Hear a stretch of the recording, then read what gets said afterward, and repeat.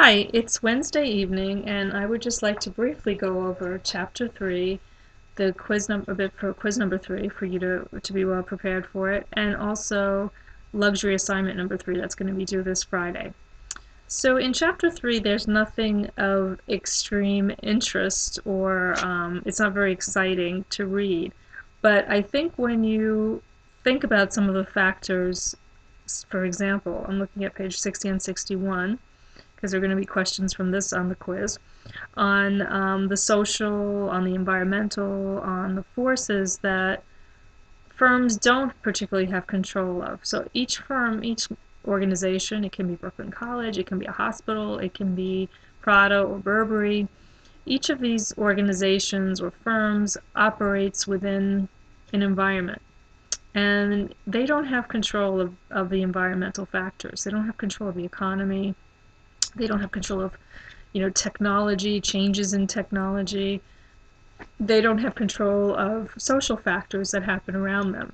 So, for example, we can talk about, if we think about the Brooklyn-based businesses that we may study later on, you have a real estate office, and it's operating in the Flatbush Junction area.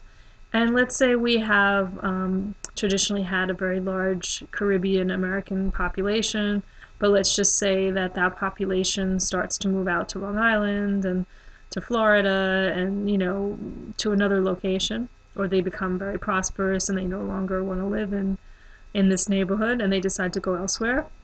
And then they become replaced by another group that's moving in. Now, all of a sudden, the business has to contend with that no longer are we dealing with people, who had a particular cultural background, but we're dealing with a new group that has new requirements or new kinds of issues. Let's say we have an Orthodox Jewish population that's replacing the Caribbean population.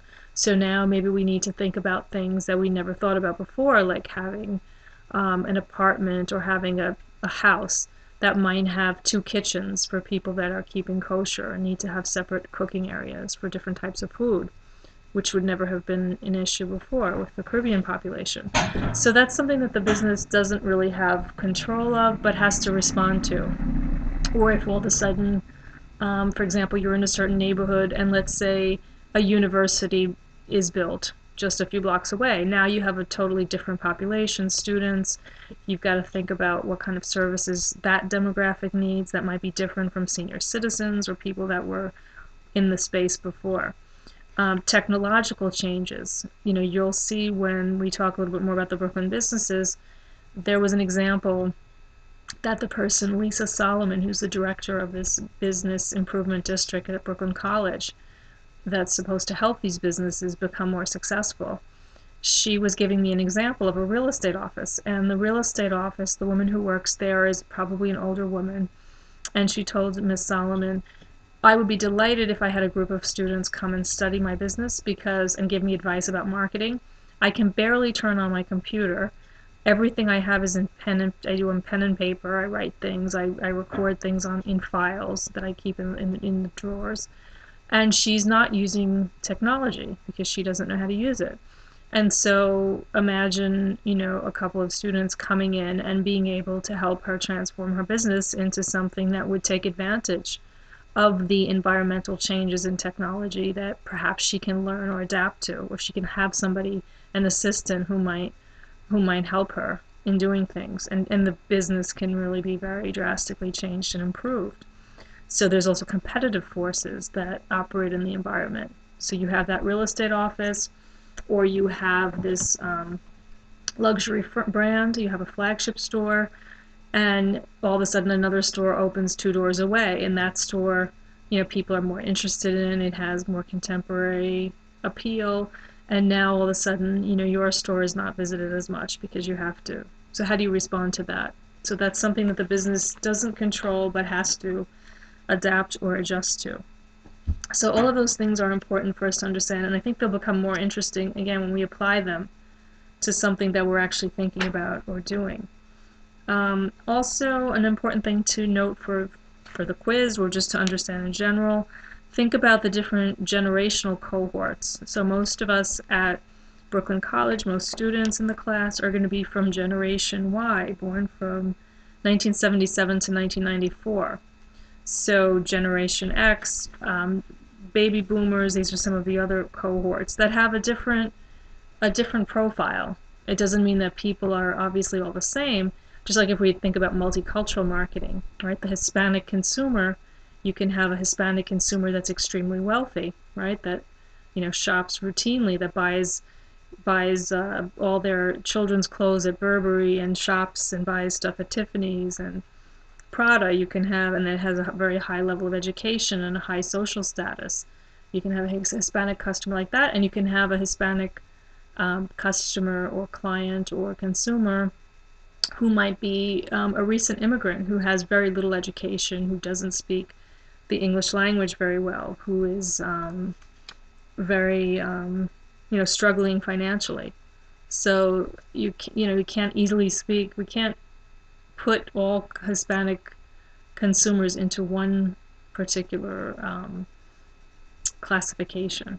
So there's some similarity perhaps, but there might be such vast differences between those two examples of Hispanic consumers that we can say that the well-to-do Hispanic consumer has much more in common with a well-to-do African American or a well-to-do Caucasian, let's say, consumer than they do with a person who's in the lower socioeconomic class, but in their same ethnic or cultural group. So understand a little bit about the culture and ethnicity, but also, as the book doesn't explain it, understand how much variability there is and how difficult it is to predict how consumers will behave based on those kinds of categories, right? I think age is perhaps an interesting demographic to look at, because we can say that people in a certain age group probably share very similar backgrounds, but again, there's so much variation. You can even just think about here at Brooklyn College, right? Somebody who's a theater major has very different interests and probably has very different hobbies and very different kinds of a very different orientation than somebody who is on the CPA track. But there may be also points of intersection. Okay, so understand about what gross income is, what disposable discretionary income. Competitive forces, just generally understand what competitive monopolies, oligopolies, look through that. In terms of the last parts, regulatory forces, read over it, be generally familiar, but it's very general. It's not just have a familiarity with it, and that's pretty much the chapter 3.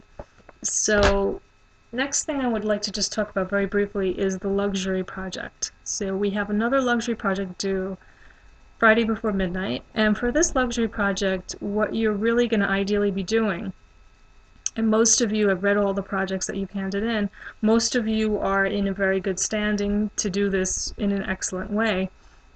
And what you're really going to do for project number 3 is to combine the two projects that you so far have done, right? So now you know something about the brand you've been studying. Not only do you know something in terms of the background and in terms of the more specifics about the website, some of you have looked at one issue, some of you have gotten an overall sort of understanding of how the website works and what some of its shortcomings are.